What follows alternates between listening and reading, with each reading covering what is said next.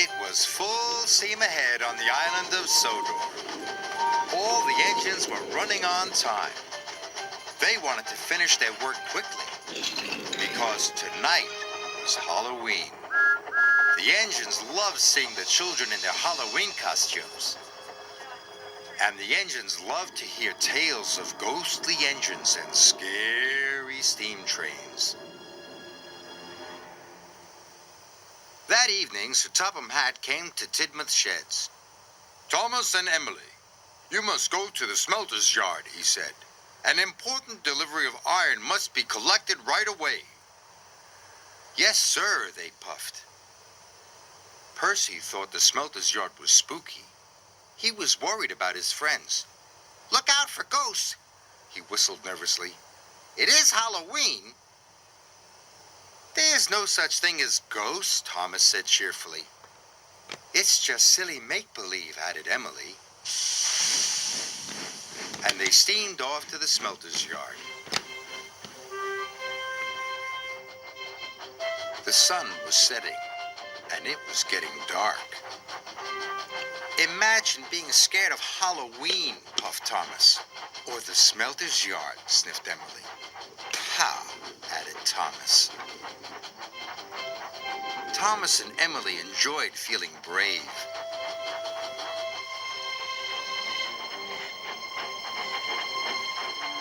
But when they got to the Smelters yard, it was very spooky. "Oh my," whispered Emily. "Oh dear," hissed Thomas. They puffed slowly through the piles of jagged steel and twisted scrap. The air grew hotter and the smoke grew thicker. Harry and Bert were lurking nearby. The two Diesels saw the chance to scare a couple of steamies.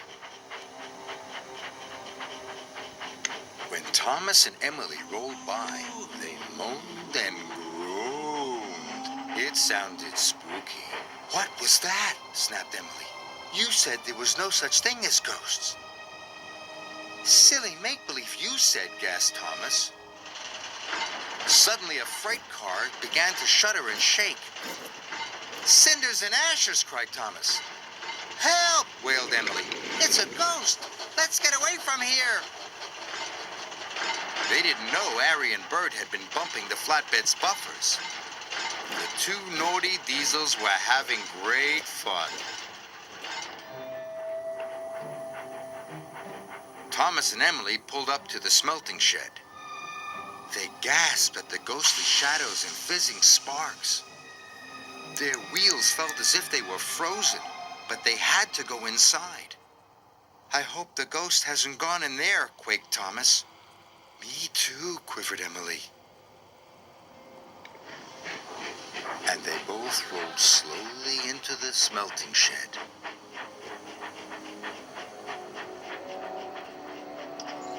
Inside, chains clanked and strange shadows danced across the walls. Must be brave, Thomas puffed. But it was spooky. Emily was turning around, ready to shun some freight cars. Suddenly, a great whoosh of sparks lit up the shed. "Bust my buffers!" cried Emily. Emily was scared. She didn't notice the huge white tarp. It fell, covering her from funnel to footplate.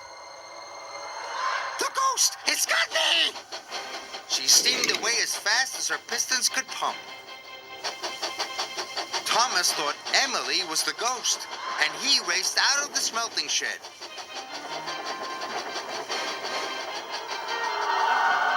"The ghost is after me!" cried Thomas. Harry and Bert thought Emily was the ghost too, and they raced away.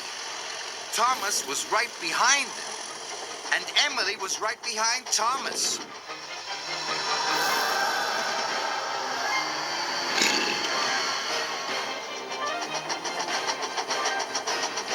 "Help!" Emily cried. "The ghost has got me!"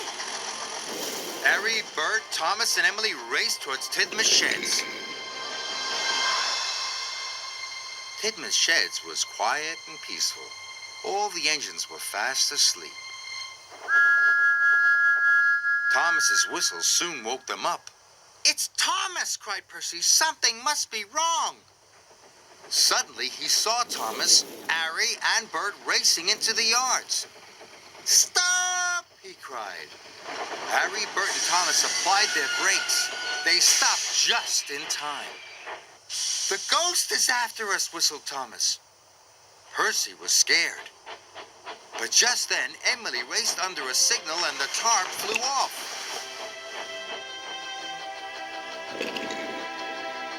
"That's no ghost," said Percy. "That's Emily." The engines didn't feel scared anymore, but they did feel foolish. Sir Topham Hatt arrived wearing his pajamas. "What is all this fuss and bother?" he boomed. "It has caused confusion and delay."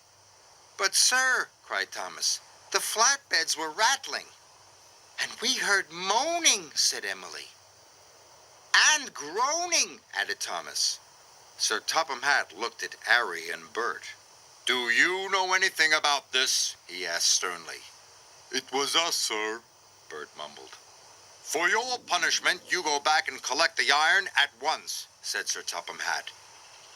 "Yes, sir," said Harry and Bert, and they rumbled away.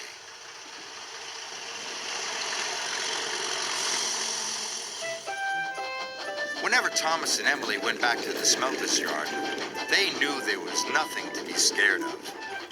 After all, there is no such thing as ghosts. It was all silly make-believe.